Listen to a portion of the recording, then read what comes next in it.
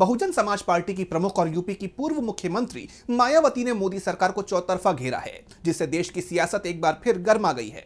अपने सियासी हमले में उन्होंने हिजाब मामला, संसद सत्र, दिल्ली में प्रदूषण समेत तमाम मुद्दों पर सरकार को कटघरे में खड़ा करने का काम किया। मायावती के इस हमले से यूपी से लेकर दिल्ली तक की सियासत गर्मा गई है। तो क्या कुछ बोली है मायावती, जानेंगे इस रिपोर्ट में। बसपा सुप्रीमो मायावती ने एक बार फिर यूपी के साथ साथ देश की राजनीति में हलचल पैदा कर दी है।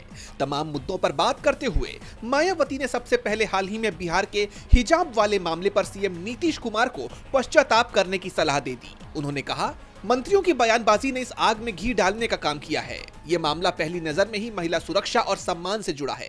बेहतर होगा कि मुख्यमंत्री इस घटना को सही परिप्रेक्ष्य में देखें, इसके लिए पश्चाताप करें और कड़वे होते जा रहे इस विवाद को तुरंत खत्म करें। वहीं उत्तर प्रदेश के बहराइच में पुलिस की तरफ से नियमों को ताक पर रखकर एक कथावाचक को सलामी दिए जाने पर मायावती ने राज्य सरकार को कटघरे में खड़ा कर दिया। उन्होंने इसे पुलिस की मर्यादा और अनुशासन के साथ खिलवाड़ बताया। मायावती ने कहा कि पुलिस परेड की अपनी एक पवित्रता होती है, जिसे किसी भी कीमत पर भंग नहीं किया जाना चाहिए। हालांकि उन्होंने डीजीपी के जिला कप्तान से जवाब तलब करने के कदम को सही बताया, लेकिन इसके साथ ही जोर दिया कि जनता को अब ठोस कार्रवाई का इंतजार है। अपना हमला जारी रखते हुए मायावती ने संसदीय और विधायी कार्य प्रणाली पर दुख जाहिर करते हुए कहा कि यूपी विधानसभा का शीतकालीन सत्र जनहित के मुद्दों के बजाय केवल सत्ता और विपक्ष के बीच आरोप प्रत्यारोप की भेंट चढ़ रहा है।